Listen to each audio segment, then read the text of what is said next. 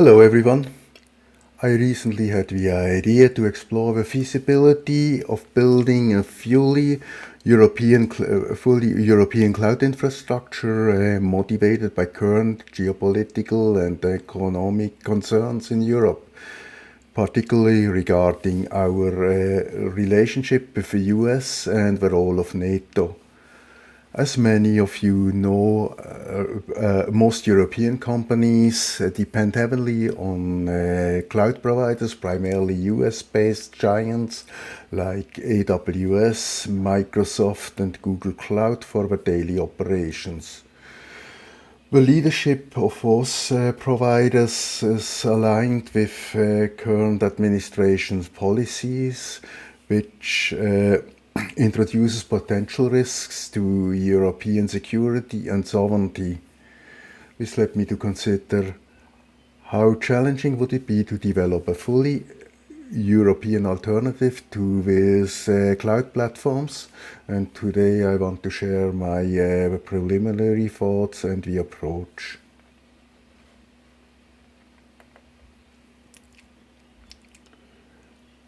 So when we talk about cloud infrastructure fundamentally relies on data centers distributed across regions, countries and continents.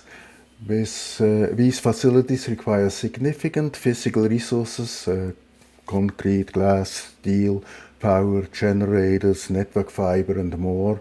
And such infrastructure exists for the US providers and would be necessary for any European alternative as well.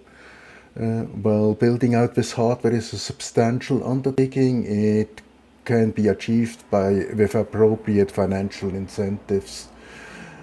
But my focus, however, is on the software component, often the core differentiator, comprising open source solutions or European developed software that can be easily forked and maintained locally.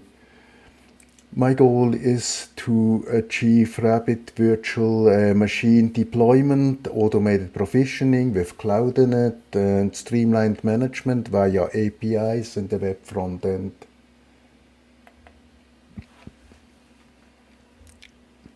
So these here are the pillars that guide our architecture and design decisions: scalability, high availability, and security. First, scalability. I'm thinking beyond just handling more users. It's about being able to grow horizontally, adapt to workload spikes, and avoid re-architecting every time the environment changes. Then for high availability, I'm building redundancy at multiple layers, from failover at the hypervisor level to clustering services and automated recovery. Downtime, even brief, will be unacceptable in a cloud environment. And of course, security shouldn't be an afterthought. I'm implementing segmentation, access control, and hardened configuration from the start. It shouldn't rely just on a firewall that gets slapped on at the end. These focus areas shape every decision, from the hypervisor I use to how I manage internal traffic. Now, when we talk about hypervisor, I'm I'm using a Proxmox virtual environment. If you're not familiar with it, Proxmox is an open source hypervisor based on Debian, and it's been steadily growing in popularity, especially in lab and enterprise test environments. What makes it stand out, and why I chose it, is its flexibility and transparency. It gives me full control over things like internal network segmentation, which is crucial when you want to isolate workloads securely without expensive SDN stacks. Plus, even though it's open source, the support contracts are surprisingly reasonable, which makes it a strong choice even for small and mid-size production environments. And from a scalability perspective, whether you're running a handful of VMs or building out clusters, it holds up very well. Now, a quick note to hardware procurement, just to set expectations. So my environment is built on second-hand hardware. It's simulating a distributed data center environment. In real life, of course, real hardware would be procured using international channels, European sources, or sources in Asia or in Europe, depending on availability and pricing. That said, I'm not going to dive into logistics or procurement here because I'm primarily focused on software development. The key takeaway is I'm assuming hardware is available and it won't be a blocker, but my energy is going into building and optimizing the software layer on top of it. Now for the, let's look at the software stack, starting with the operating systems I'm targeting. So Ubuntu server is my primary Linux distribution. It's well tested, broadly supported, and has a strong community and commercial ecosystem, which makes it a solid foundation for my environments. I'm also planning on supporting SUSE Linux and Debian, both of which have strong enterprise use cases, SUSE in regulated environments and Debian for its stability and simplicity. I'm keeping an eye on Fedora as well, especially with the emergence of European Fedora-based distributions. It's a fast-moving project with cutting-edge applications, which is appealing, but there are some concerns about the tightly coupling with Red Hat, which introduces some uncertainties, especially given the recent shifts in Red Hat's open source strategy. So for now, Fedora is in future consideration, something I'm tracking, but not building around it yet.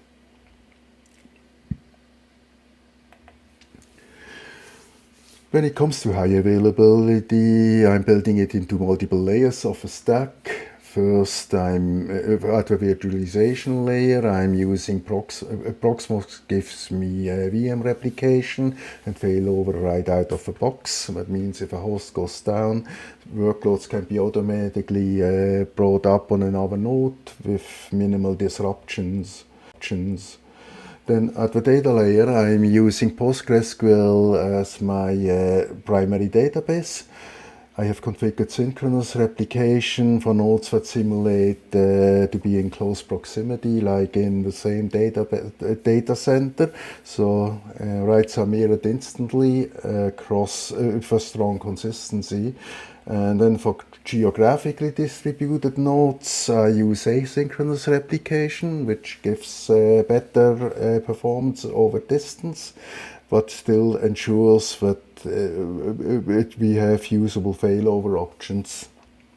On top of that, I'm implementing automated failover, but also retaining manual disaster recovery procedures, just in case automation doesn't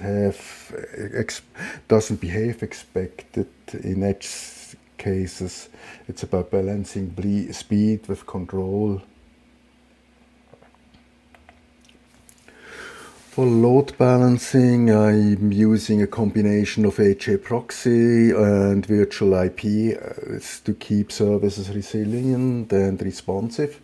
So HAProxy acts as my frontline. It distributes traffic intelligently across backend services, whether it's application servers, databases, replicas, or web interfaces. It's lightweight, reliable, and battle-tested in high-performance environments. And on top of that, I'm then using virtual IP management to handle failover. So in case a node goes down, the IP address virtual IP can quickly float to a healthy backup node and keep the service accessible without requiring clients to reconnect or to change endpoints.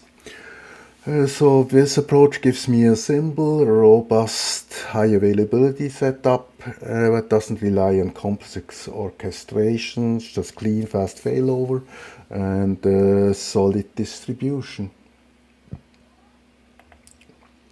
Then for security measures, let's walk through core security measures I've implemented, covering data at rest, identity and communication. So starting with disk encryption, all VMs, all virtual machines are encrypted at rest. This ensures that even if a physical drive gets compromised, data remains inaccessible without the necessary keys. Then key and hardware management can be flexible. So it can be handled either by the cloud provider for convenience or by the customer directly if strict control is needed.